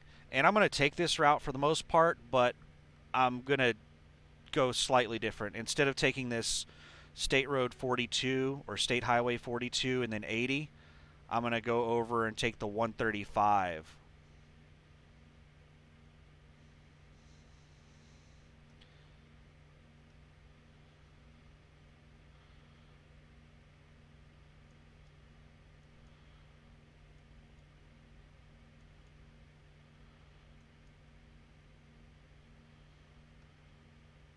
There's big trucks on this one, several big trucks on this one. Maybe I will just take the 42. And then this is a highway, US highway, so I can definitely travel on that thing.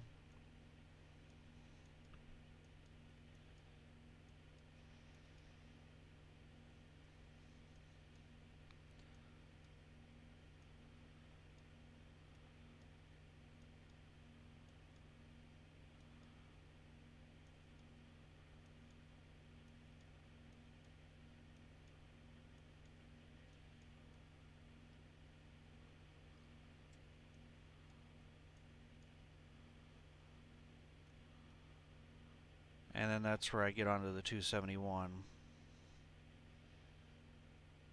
No, that's the 485. What the hell? Oh, it's a bypass.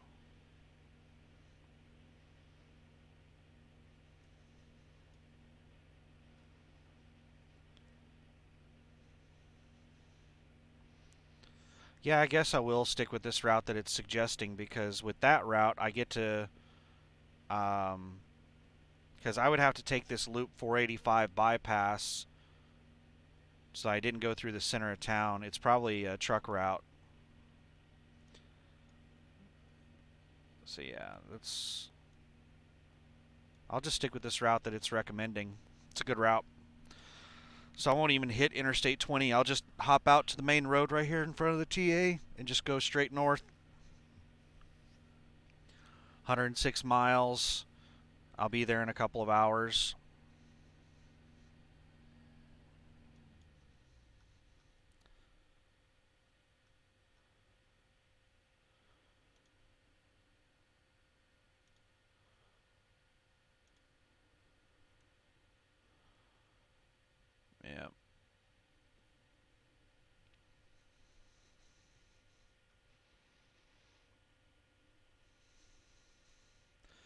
And then when I leave, I just take the 271 up, and it's not very far. And then you hop on the Indian Nation Turnpike, and that's like basically an interstate.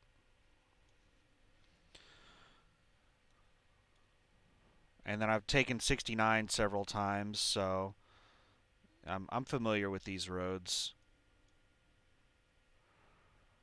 Yeah, we'll go up to Wisconsin, doing Wisconsin things, and we have a weather window to do it. We should be able to get up there and back, hopefully, before anything hits. Hopefully, I don't get, hopefully I don't sit in Wisconsin for too terribly long. What day of the week is that? There's two loads that I'm interested in.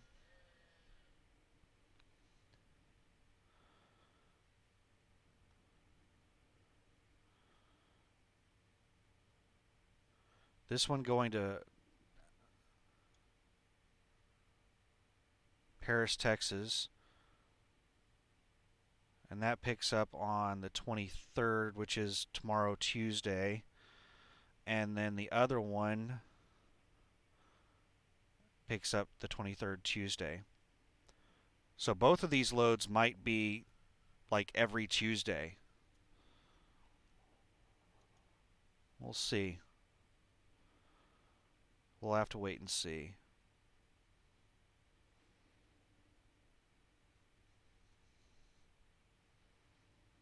But there's a lot of loads that I could potentially take to get back home on here.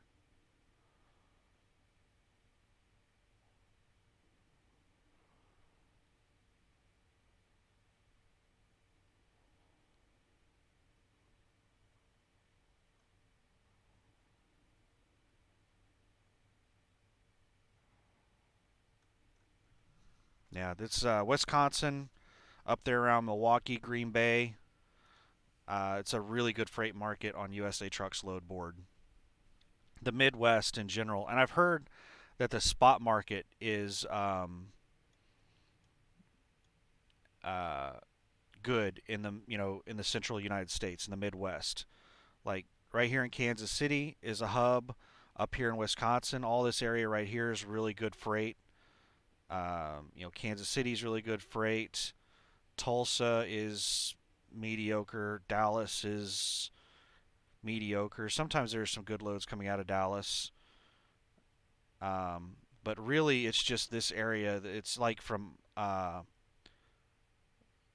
Kansas and Missouri north all the way up to Canada. Just all this section right here is just really good on USA Trucks load board. You can find some really good paying loads all in these areas. So when the summer hits, I might be running all these areas with Landstar. What is this interstate? Is that the 29? That'd be a nice interstate to just run back and forth. Like if I could find loads from Fargo down to like Oklahoma City to Fargo, that would be a pretty sweet route in the summer. In the summer. But yeah, we're going to Wisconsin. That's it. That's how it works. Finding your own loads and picking your own loads and stuff. And that's the difference between the trash on the load board and the decent paying loads. Now at 212 a mile, which is what I'm going to make on the loaded miles of this load. Let me double check that. That's right, right? Yeah, 212 a mile.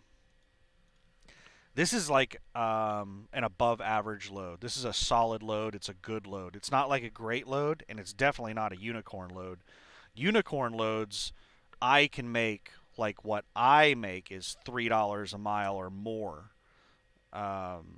There are loads that are like $6,000 for 1,000 miles. $6 a mile loads that are high mileage loads. Those are very rare. The most ridiculous load I've ever seen was it was I want to say it was going from like What the hell was it? It was that place that has all the liquor coming out of Kentucky. Um,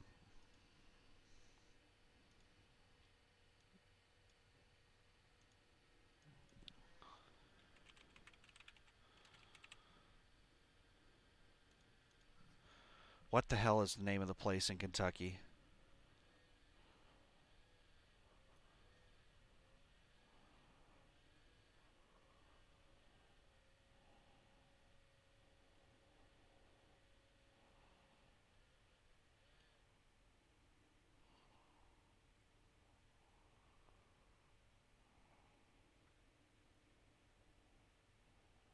Kentucky, by the way, is another place where there's usually good loads. I'm not seeing it.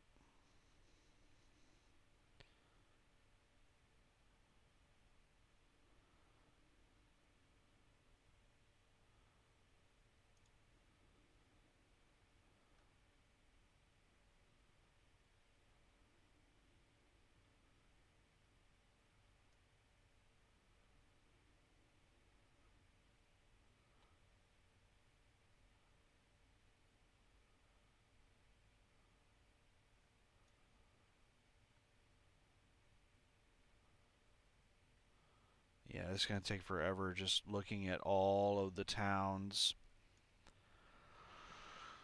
And I might even be wrong. I can't remember what exact town it was, but I remember it was in Kentucky, and it was going to like Omaha, Nebraska, or Kansas City, Missouri. So it was like 700 miles or something, 500 to 800 miles, and it was paying like $13,000 to $15,000. That was the craziest load I've ever seen on here, and they scheduled it like 3 or 4 weeks in advance.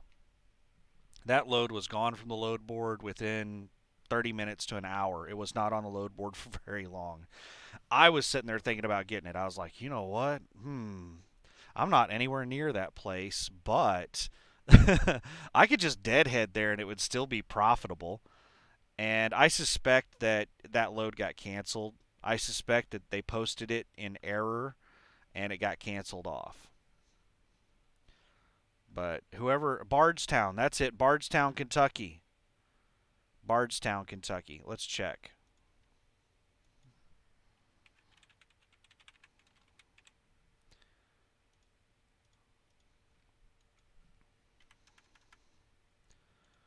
This is where we have, it's almost exclusively liquor loads coming out of this place, and they usually pay hot garbage. We don't have a single one coming out of here. Maybe nobody was pulling that cheap crap, and they just stopped listing them. No, here's a Bardstown, Kentucky load going to Edwardsville, Kansas. See how it's cheap? It's $2 a mile load. Wine and spirits. Load value $121,829. Glazers of Kansas. Yeah, all of these loads almost always go to Glazers. I don't know if it's all going to the same Glazers, but the consignee is almost always something they call Glazers. Um, but yeah, they're usually really cheap loads. But one time I saw one of them that was like $17,000, and what it might have been. See how this one's 1700 or this one's 1190. They might have just added an extra zero in it by accident. So, but yeah, it's only like 569 miles. We have those loads coming out of there all the time. Hot garbage. They're heavy loads because they're liquor. Estimated weight's only 11,000 pounds. I don't believe that. These are usually max weight loads.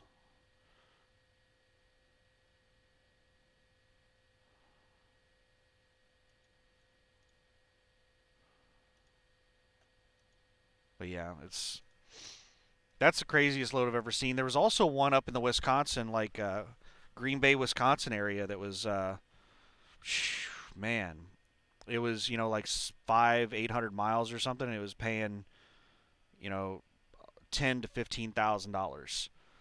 There's been like two loads that I've seen on the load board that were just like short mileage and paying like $10,000 to $15,000. And one of the best loads I've ever seen that was definitely a legitimate load was a load that I tried to get coming from the Los Angeles area, like San Bernardino or Redlands, somewhere in that area, going to South Jersey, which is out in the sticks in case anybody's not familiar with Jersey. North Jersey is New York City. South Jersey is like Hillbillyville. It's really rural. I don't mind going to South Jersey. I don't want to go to South Jersey. You have to pay tolls, a lot of tolls. You have to pay tolls to go across a bridge. You have to pay tolls to drive on their roads. Lots and lots of tolls. But for the right amount of money, I will go to South Jersey. There's almost no amount of money that will entice me to go to New York City. And this was paying like $12,000 to go from the San Bernardino area to South Jersey. It's like 2,700 miles, paying roughly 12 grand, and 2,500 of that was fuel surcharge. I want to say that what I made after the 65% cut was like $8,200. Might have been more than that. I can't remember exactly. Let me math it out real quick. So it was like I want to say it was like $9,500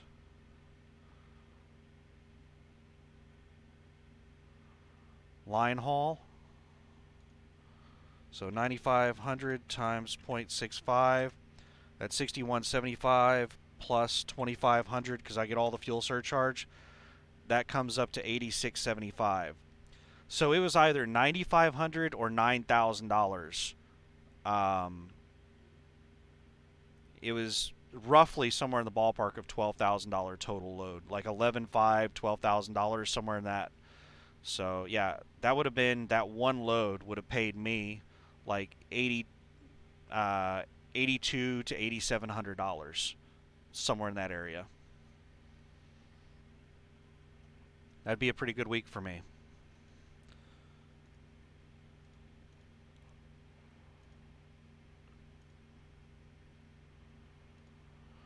So anyway, I think I'm finally going to end this video, get this thing uploaded, and I'm going to go ahead and drive over to Quick Trip because it's 6:30 p.m. now. Jeez, how long is this video? This video is 2 hours long. It's going to take forever to upload. Oh my God. Alright, but I'll do it for you. Anyway, thanks for watching. Have a good one. Bye.